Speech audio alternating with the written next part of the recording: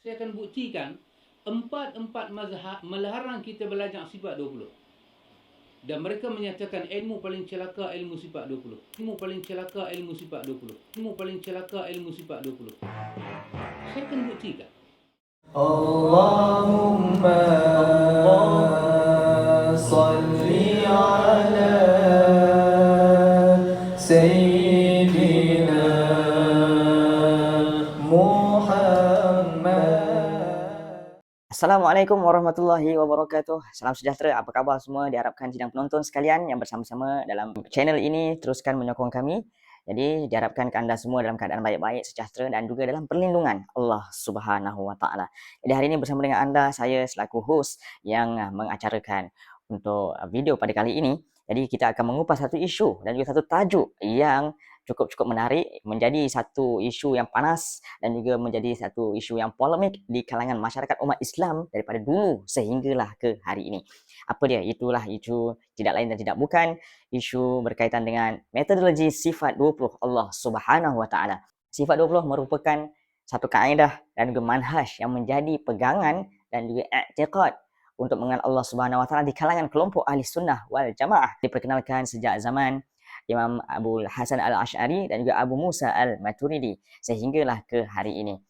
Namun terdapat kelompok yang kedua yang selain daripada ahli sunnah wal jamaah yang tidak bersetuju, bahkan mereka mengklaim bahawa sifat 20 ini tidak ada dan juga tidak wujud di zaman baginda Rasulullah sallallahu alaihi wasallam dan ianya merupakan satu sifat dan juga kaedah serta metod yang dicipta dan diada-adakan oleh orang-orang yang terkemudian. Jadi dalam isu ini ianya menjadi pertikaian, perdebatan dan juga perbahasan di kalangan para ilmuwan Islam daripada dulu sehinggalah sekarang. Namun kita cuba rungkaikan, adakah sifat 20 Allah Subhanahu wa taala ini ianya merupakan satu kaedah yang mengikuti lunas-lunas syarak dan bertepatan dan selari dengan hukum agama Islam.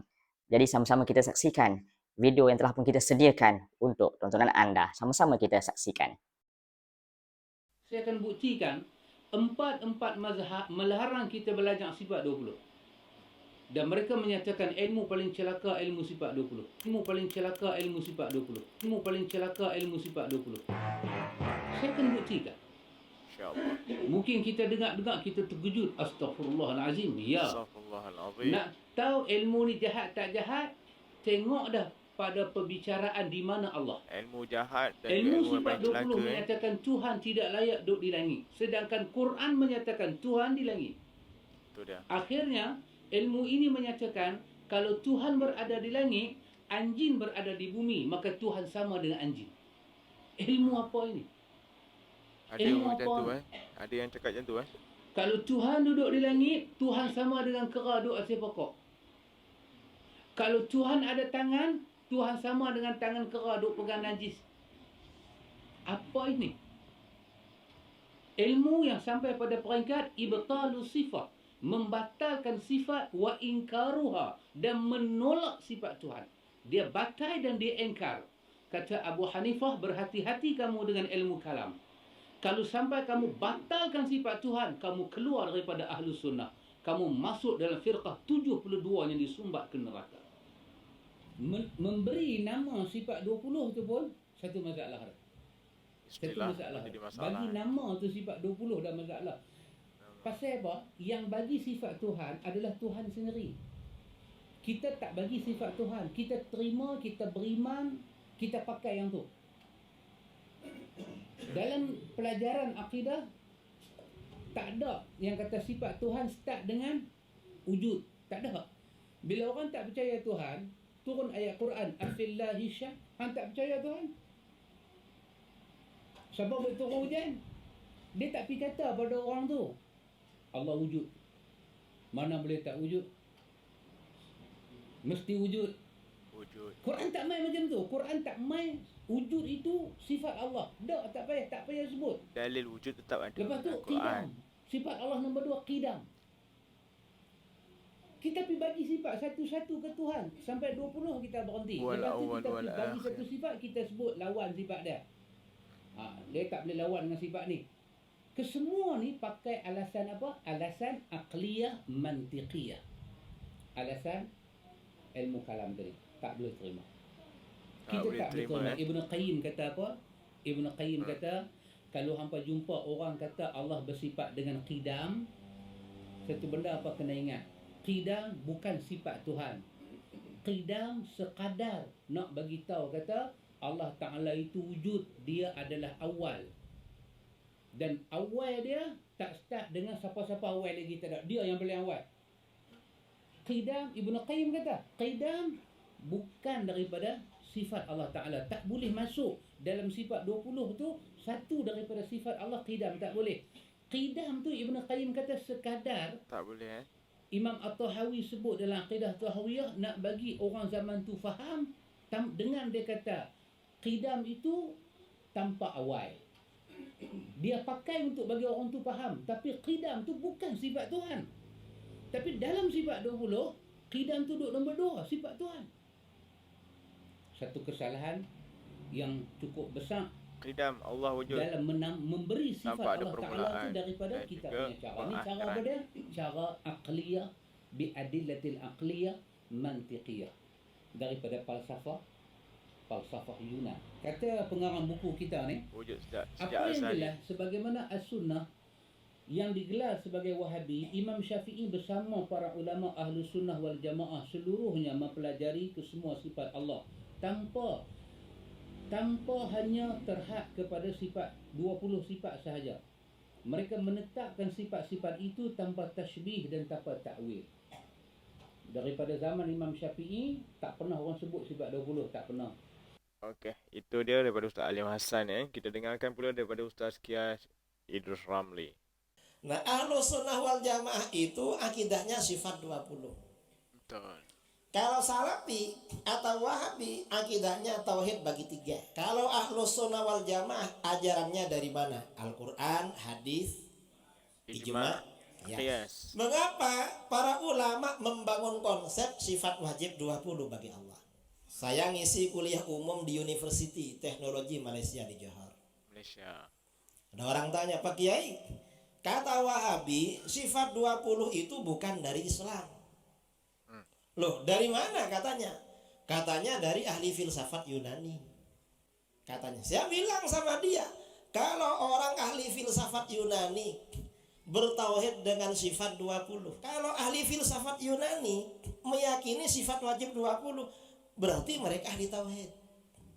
Kalau Wahabi ingkar menolak sifat 20, berarti komunis. Komunis. Orang yang tak percaya Gak agama. percaya wujudnya Allah, Komunis. wujud adanya Allah, kan komunis berarti.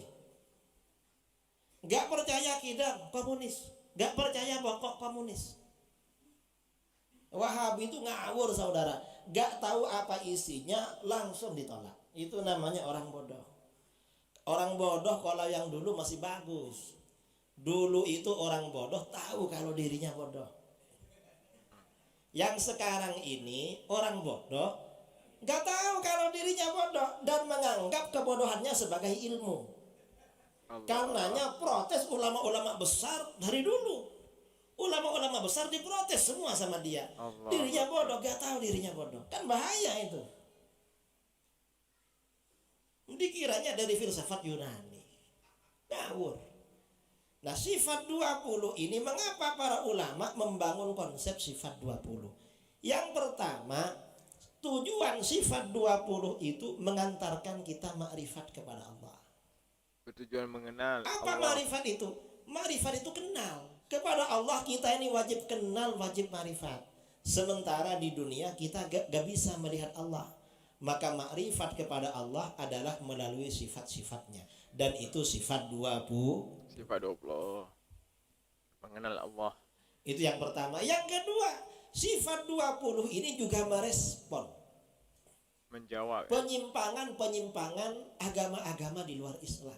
agama-agama yang Termasuk penyimpangan-penyimpangan di luar Islam. kelompok-kelompok di luar Ahlus Sunnah wal Jamaah tentang ketuhanan. Termasuk yang menyeleweng daripada Dijawab Ahli Sunnah. semua dalam sifat 20. Ini yang kedua. Yang ketiga, sifat 20. Kenapa kok 20? Kata para ulama, sifat 20 ini batas kemampuan akal manusia dalam makrifat kepada Allah. Standard. Manusia ini wajib makrifat pada Allah. Cuma mampunya 20 saudara. Lebih dari 20 gak mampu. Kita ini jangankan makrifat kepada Allah. Makrifat pada orang yang kita merasa kenal. Itu terbatas loh. Ini yang ketiga. Yang keempat, apa tujuan sifat 20? Sifat 20 itu menjawab soal-soal yang mendasar tentang Allah. Menjawab segala Kita kalau persoalan kenalan dengan asas. orang, pertanyaannya selalu dasar-dasar. Siapa namamu? Dari mana asalmu? Tinggal di mana sekarang? Kerja apa sekarang? Umur berapa? Kan begitu. Sifat 20 itu juga begitu saudara. Sehari semalam kita diperintahkan beribadah kepada Allah. Pada Allah Subhanahu wa taala. Mau keluar rumah baca doa.